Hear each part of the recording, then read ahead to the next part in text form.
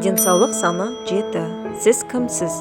Сіз әрқашан өмірдің ақиқаты мен мағынасын іздейсіз. Негізгі эмоционалды мәселе осал болудан қорқу.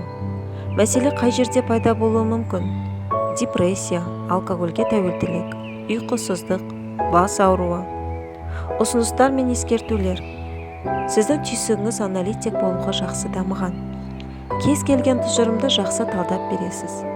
Интуицияңыз өте жақсы дамыған. Жақсы демалу үшін сізге медитация қажет. Мидың шамадан тыс белсенді қызметі жүйкеңізге әсер етуі мүмкін. Табиғатта көп серуендеу денеңізді босаңсытып, миыңызды тыныштандырады.